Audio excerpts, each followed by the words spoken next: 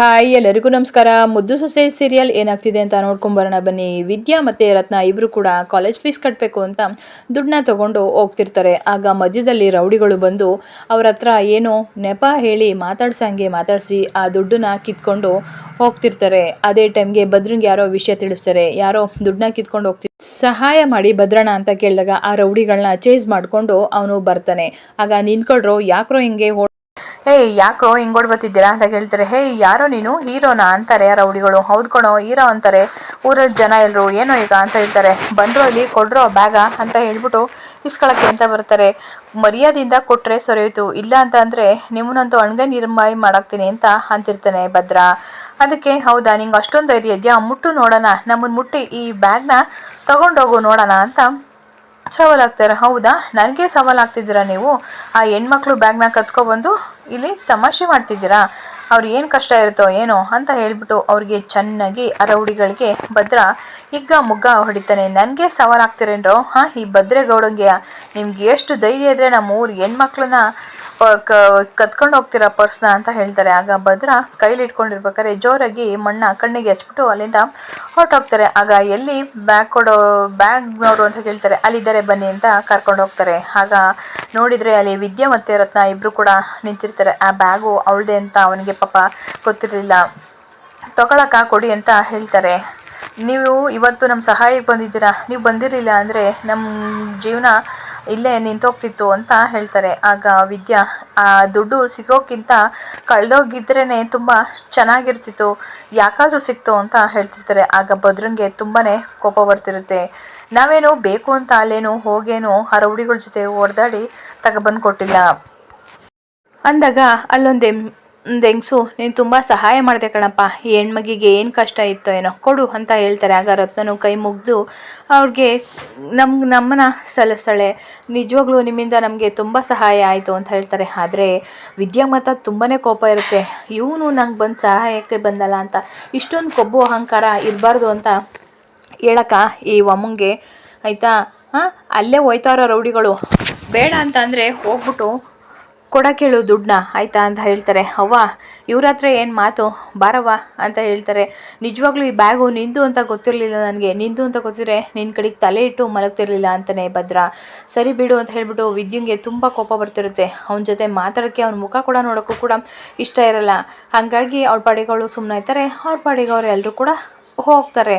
ವಿದ್ಯಾ ಅವ್ವ ಬಾ ನಾವು ಹೋಗೋಣ, ಟೈಮ್ ಆಯಿತು, ಇಲ್ಲೇನು ಮಾತಾಡೋದು ಅಂತ ಹೇಳ್ಬಿಟ್ಟು ಮಂಡ್ಯಗೆ ಬರ್ತಾರೆ. ಮಂಡ್ಯಗೆ ಮೆಡಿಕಲ್ ಕಾಲೇಜ್ಗೆ ಆಲ್ರೆಡಿ ಟೈಮ್ ಆಗಿ ಹೋಗಿರುತ್ತೆ. ಆಗ ಬೇಗ ಬರ್ತಾರೆ. ಬಂದ್ಬಿಟ್ಟು ನಮಸ್ಕಾರ ಮೇಡಮ್ ಅಂತ ಹೇಳ್ತಾರೆ.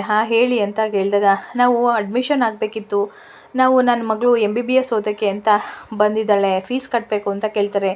ಆಗ ಹೌದಾ, ನಿಮ್ಮ ಪ್ರೊಫೈಲ್ ಎಲ್ಲ ಕೊಡಿ ಅಂತ ಕೇಳಿ ನೋಡ್ತಾರೆ. ಆಗ ಏನು ಮೇಡಮ್ ನಿಮ್ಗೆ ಅಷ್ಟು ಗೊತ್ತಾಗಲ್ವಾ, ನೀವು ಕಾಲೇಜ್ಗೆ ಅಡ್ಮಿಷನ್ ಆಗಬೇಕು ಅಂದರೆ ಕರೆಕ್ಟ್ ಟೈಮ್ಗೆ ಬರಬೇಕು ತಾನೆ, ನೀವು ಬಂದಿಲ್ಲ ಅಂತ ಹೇಳಿಬಿಟ್ಟು ನಿಮ್ಮ ಸೀಟ್ನ ಬೇರೆಯವ್ರಿಗೆ ಕೊಟ್ಟಿದ್ದಾರೆ, ನಿಮ್ಮ ಸೀಟು ಇಲ್ಲ, ನೀವು ಕಾಲೇಜಿಗೆ ಅಡ್ಮಿಷನ್ ಹಾಕಾಗಲ್ಲ ಅಂತ ಹೇಳ್ತಾರೆ. ಅಯ್ಯೋ ದೇವರೇ, ಏನು ಹೇಳ್ತಾ ಇದ್ದೀರಾ, ನಾವು ತುಂಬ ಕಷ್ಟಪಟ್ಟು ಇಲ್ಲಿಗೆ ಬಂದಿದ್ದೀವಿ, ನನ್ನ ಮಗಳು MBBS ಓದಬೇಕು ಅಂತ ತುಂಬ ಕಷ್ಟಗಳನ್ನ ಎದುರಿಸಿ ಎಲ್ಲನೂ ಮೆಟ್ಟಿ ನಿಂತು ಬಂದರೆ ಮೇಡಮ್, ದಯವಿಟ್ಟು ಕಾಪಾಡಿ, ಹೇಗಾದರೂ ಮಾಡಿ ಅಡ್ಮಿಷನ್ ಮಾಡ್ಕೊಳ್ಳಿ, ನೀವೇ ನಮಗೆ ಸಹಾಯ ಮಾಡಬೇಕು ಅಂತ ರತ್ನ ಕೇಳ್ತಾರೆ. ಆಯಿತು ಮೇಡಮ್, ಒಂದು ಸಲ ನಾನು ಎಲ್ಲಾದರೂ ಚೆಕ್ ಮಾಡ್ತೀನಿ, ಸೀಟ್ ಇದೆಯಾ ಅಂತ ಹೇಳ್ತಾರೆ. ಹೌದು ಡೆಂಟಲ್ ಕಾಲೇಜ್ ಇದೆ, ಸೇರ್ಕೋತೀರಾ? ಇಲ್ಲ ಮೇಡಮ್, ನನಗೆ MBBS ಬೇಕು ಅಂತಾರೆ ವಿದ್ಯಾ. ಹೌದಾ, ನೀವು ಹಂಗಂದರೆ ನೀವು ಕರೆಕ್ಟ್ ಟೈಮ್ಗೆ ಬರಬೇಕಿತ್ತು.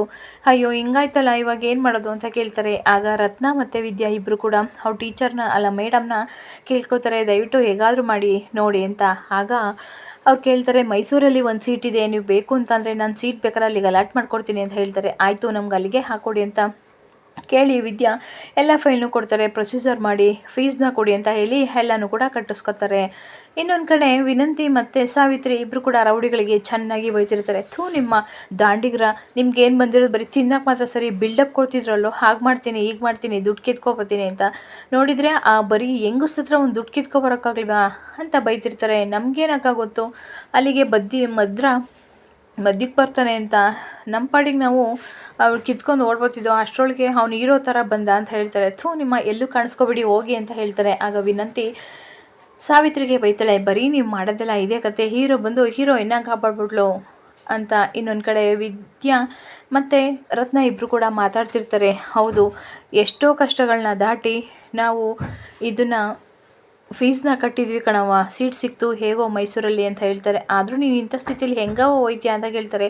ಪರವಾಗಿಲ್ಲ ಕಣವ್ವ, ನಾನು ಹೋಗಿದ್ದು ಬರ್ತೀನಿ, ನೀವೇನು ಹೆದರ್ಕೊಂಬೇಡಿ, ನನಗೆ ನೀನೇ ಸ್ಫೂರ್ತಿ ಕಣವ, ನಿನ್ನಿಂದನೇ ನಾನು ಓದೋಕ್ಕೆ ಇನ್ನು ಮತ್ತಷ್ಟು ನನಗೆ ಛಲ ಬಂದಂಗಾಗೈತೆ ಅಂತ ಹೇಳ್ತಾರೆ.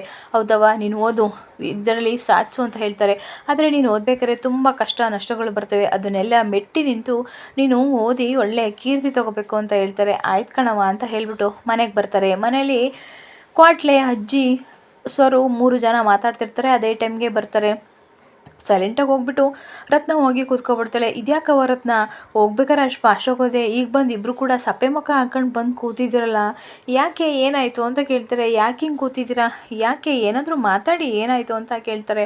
ಸೀಟೇನೋ ಸಿಕ್ತು ಕಣವ, ನಾವು ಹೋಗೋದು ಲೇಟ್ ಆಗೋಯ್ತು, ಹಾಗಾಗಿ ಸಿಕ್ಕಿರೋ ಸೀಟು ಕೂಡ ನಮಗೆ ಸಿಗಲಿಲ್ಲ, ಅದು ಬೇರೆಯವ್ರಿಗೆ ಹೊಂಟೋಗ್ಬಿಟ್ಟಿತ್ತು, ಹಾಗಾಗಿ ಮೈಸೂರಲ್ಲೇ ನಮಗೆ ಸೀಟ್ ಸಿಕ್ತು, ಅಲ್ಲಿಗೆ ಹೇಗೋ ಫೀಸ್ ಕಟ್ಬಿಟ್ಟು ಬಂದು ಅಂತ ಹೇಳ್ತಾರೆ. ಹೌದಾ, ಹಂಗಾರೆ ಮೈಸೂರಿಗೆ ಸೀಟ್ ಸಿಕ್ತಾ, ಅಷ್ಟು ದೂರ ಹೆಂಗೆ ಓದ್ಯಾ ಅಂತ ಅಜ್ಜಿ ಕೇಳಿದಾಗ, ಪರವಾಗಿಲ್ಲ ಅಜ್ಜಿ, ನಾನು ಹೋಗ್ಬಿಟ್ಟು ಬರ್ತೀನಿ, ನನ್ನದೇನಿದ್ರು ಓದೋದಷ್ಟೇ ಮುಖ್ಯ, ಸುಮ್ಮನಿರಿ ಅಂತ ಹೇಳ್ತಾರೆ. ಅಳಿಯಂದ್ರು ಬರಲಿಲ್ಲ ಅಂದರೆ ಇವತ್ತು ನಾವು ಯಾವ ಫೀಸು ಕಟ್ತಿತ್ತಿಲ್ಲ, ಏನೂ ಇಲ್ಲ, ಯಾಕೆ ಏನಾಯಿತು ಅಂತ ಎಲ್ಲರೂ ಕೇಳಿದಾಗ, ಅವ್ನು ಯಾರೋ ಒಂದು 10 ರೂಪಾಯಿ ಇದ್ದರೆ ಕೊಡೋಕ್ಕ ಟೀ ಬನ್ನು ತಿನ್ನಬೇಕು ಅಂತ ಬಂದನು, ನಮ್ಮ ಪರ್ಸ್ನ ಕಿತ್ಕೊಂಡು ಹೋಗೇ ಬಿಟ್ಟ. ಅದೇ ಟೈಮ್ಗೆ ಅಳಿಯಂದ್ರು ಬಂದು ಆ ಬ್ಯಾಗ್ನ ನಮಗೆ ಇಸ್ಕೊಟ್ಟೋದ್ರು ಅಂತ ಹೇಳ್ತಾರೆ. ಹೌದಾ, ಇಷ್ಟೆಲ್ಲ ನಡೀತಾ ಅಂತ ಹೇಳ್ತಾರೆ. ಆಗ ಒಳ್ಳೆಯದೇ ಆಯಿತು ಬಿಡು, ಅಳಿಯಂದ್ರು ಬಂದಿದ್ದು ಅಂತ ರತ್ನ ಮಾತಾಡ್ಕೋತಿರ್ಬೇಕಾದ್ರೆ ಅಜ್ಜಿ ಕೂಡ ಹೇಳ್ತಾರೆ. ಹೌದು, ನಿಜವಾಗ್ಲೂ ಆ ದೇವರ ಬಂದಂಗೆ ಬಂದ. ಸರನು ಕೂಡ ಭಾವನ ಬಗ್ಗೆ ತುಂಬಾ ಹೊಗಳುತ್ತಿರ್ತಾರೆ. ಹೌದು, ಅಕ್ಕ ಓದೋಕ್ಕೆ ಭಾವನೆ ಒಂಥರ ಅವರೇ ಕಾರಣ ಆಗಿದ್ದಾರೆ, ಅವರೇ ಸಹಾಯ ಮಾಡಿದ್ದಾರೆ, ಮೊದಲಿನಿಂದ ಕೂಡ ಇವಾಗ್ಲವರೆಗೂ ಅವರೇ ಹೋರಾಟನ ಮಾಡಿದ್ದಾರೆ. ಫಸ್ಟು ಎಂಟ್ರೆನ್ಸ್ ಎಕ್ಸಾಮ್ ಬರೀಬೇಕಾದ್ರೂ ಕೂಡ ಅವರೇ ಹೋಗಿ ಬರ್ಸಿದ್ರು, ಎಕ್ಸಾಮ್ ಬರೀಬೇಕಾದ್ರೂ ಕೂಡ ಅವರೇ ಕರ್ಕೊಂಡು ಹೋಗಿದ್ರು, ಇನ್ನು ಅವಳು ಸೀಟೇ ಕೊಡಲ್ಲ ಅಂದಿರ್ಬೇಕಾದ್ರೆ ಅವರೇ ಹೋರಾಟ ಮಾಡಿ ಕೊಡಿಸಿದ್ರು. ಇದಕ್ಕೆಲ್ಲ ಭಾವನೆ ಕಾರಣ. ಈಗ ದುಡ್ಡಿನ ಸಹಾಯನೂ ಕೂಡ ಅವರೇ ಮಾಡಿದ್ದಾರೆ ನಮ್ಮ ಅಕ್ಕ ಓದೋದಕ್ಕೆ ಅಂತ ಹೇಳ್ತಾರೆ. ಆಗ ವಿದ್ಯುಂಗ್ ಮಾತ್ರ ತುಂಬ ಕೋಪ ಬರ್ತಿರುತ್ತೆ. ಇನ್ನೊಂದು ಕಡೆ ಮನೇಲಿ ಎಲ್ಲರೂ ಕೂಡ ಮಾತಾಡ್ತಾ ಇರ್ತಾರೆ. ಮೋಹನ, ಗೋವಿಂದ ಎಲ್ಲರೂ ಕೂಡ, ಅಜ್ಜಿ ಎಲ್ಲರೂ ಆಗ ತುಂಬ ಶೆಕೆ ಅಂತ ಮಾತಾಡ್ತಿರ್ಬೇಕಾದ್ರೆ ಈಶ್ವರಿ ಬಂದು, ಭವ ಫ್ರೀಯಾಗಿದ್ದೀರೆ, ನಾನು ನಿಮಗೊಂದು ವಿಡಿಯೋ ತೋರಿಸ್ಬೇಕು ಅಂತ ಹೇಳ್ತಾರೆ. ಅದು ಬೇರೆ ಯಾವುದು ವಿಡಿಯೋ ಅಲ್ಲ, ನಮ್ಮ ಭದ್ರಂದು ಅಂತ ಕೇಳ್ತಾರೆ. ಭದ್ರಂದ ಏನದು, ಎಂಥದ್ದು ಅಂತ ಕೇಳ್ತಾರೆ. ಅಂಥದ್ದು ಏನೂ ಇಲ್ಲ ಭವ, ನೀವು ನೋಡಿದರೆ ಗೊತ್ತಾಗುತ್ತೆ ಅಂತ ಹೇಳ್ತಾರೆ. ಆಗ ಚಿತ್ರ, ಹೌದು ದೊಡ್ಡಪ್ಪ, ಇದು ಮೊಬೈಲಲ್ಲೆಲ್ಲ ಭಾರಿ ವೈರಲ್ ಆಗಿಬಿಟ್ಟಿದೆ ಅಂತ ಹೇಳ್ತಾರೆ. ಹೊಡೆದಾಡ್ತಿರೋದಂಥ ವೀಡಿಯೋನ ಮಾಡಿಕೊಂಡು ಯಾರೋ ಫೋನ್ಗೆ ಬಿಟ್ಟಿರ್ತಾರೆ. ಹೌದು, ಏನು ಭದ್ರ ಯಾರ ಜೊತೆಗೋ ಹೊಡೆದಾಡ್ತಾವನೆ, ಯಾರಿಗೆ ಹಿಂಗೆ ಹೊಡಿತಾವನಲ್ಲ ಇಷ್ಟೊಂದು ಅಂತ ಕೇಳ್ತಾರೆ. ಆಗ ಅಮ್ಮಮ್ಮ, ಹೌದಾ, ಕೊಡಿಲಿ, ಯಾರಿಗೆ ಹೊಡಿತಾವನೆ ನಮ್ಮ ಭದ್ರ, ಯಾಕೆ ಹಿಂಗೆ ಹೊಡಿತಾವನೆ ಅಂತ ಕೇಳ್ತಾರೆ. ಯಾರೋ ಒಂದು ಹೆಣ್ಮಕ್ಳ ಹತ್ರ ಪರ್ಸ್ ಕಿತ್ಕೊಂಡು ಹೋಗ್ತಿದ್ದಂತೆ, ಅವನ್ನ ಹಿಡಿದು ಭದ್ರ ಹೊಡೆದು ಆ ದುಡ್ಡನ್ನ ಅವ್ರಿಗೆ ಕೊಡಿಸಿದ್ದಾರೆ ಅಂತ ಹೇಳ್ತಾರೆ. ಹೌದಾ, ಅಂತ ಒಳ್ಳೆ ಕೆಲಸ ಮಾಡಿದ್ದಾನೆ, ಒಳ್ಳೆ ಕೆಲಸನೇ ಆಯಿತು ಬಿಡು ಅಂತ ಹೇಳ್ತಾರೆ. ಆಗ ಚಂಪಾ, ಹೌದು, ಒಳ್ಳೆ ಕೆಲಸ ಮಾಡಿದ್ದಾನೆ, ಅದಕ್ಕೆ ಅದು ಟಿ ವಿ ಬಂದೈತೆ ಮೊಬೈಲ್ಗೆಲ್ಲ ಅಂತ ಹೇಳ್ತಾರೆ. ಅಯ್ಯೋ, ಅದು ಯಾರೋ ಬೇರೆ ಹೆಣ್ಮಕ್ಳಲ್ಲ ಸಹಾಯ ಮಾಡಿರೋದು ಅಂತ ಹೇಳ್ತಾರೆ. ಹೌದಾ, ಯಾರಾದ್ರೇನು ಬಿಡು, ಸಹಾಯ ಮಾಡಿದಾರಲ್ಲ ಅಂತ ಹೇಳಿದಾಗ, ಬೇರೆ ಯಾರೋ ಆಗಿದ್ರೆ ಸುಮ್ಮನೆ ಇರ್ಬೋದಿತ್ತು, ಆದರೆ ಅವಳು ವಿದ್ಯಾಗೆ ಸಹಾಯ ಮಾಡಿರೋದು. ಅವ್ವ ಮಗಳು ಇಬ್ಬರು ಹೋಯ್ತಿರ್ಬೇಕಾದ್ರೆ ಯಾರೋ ಬಂದು ಪರ್ಸ್ನ ಕಿತ್ಕೊಂಡು ಹೋದ್ರಂತೆ. ಆಗ ಇವನು ಅವ್ರಿಗೆ ಹೊಡೆದು ಅದನ್ನು ಕಿತ್ಕೊಟ್ಟಿದ್ದಾನೆ ಭಾವ. ಹಂಗಾಗಿ ಈ ವಿಡಿಯೋ ಎಲ್ಲ ಕಡೆ ವೈರಲ್ ಆಗಿದೆ. ಇದೆಲ್ಲ ನಮ್ಮ ಭದ್ರಂಗೆ ಬೇಕಿತ್ತ, ಅವನು ಕೂಡ ಮನಸ್ಸಿಗೆ ಸುಮ್ಮನೆ ಘಾಸಿ ಮಾಡ್ಕೊಂಡಿದ್ದಾನೆ ಅಂತ ಹೇಳ್ತಾಳೆ.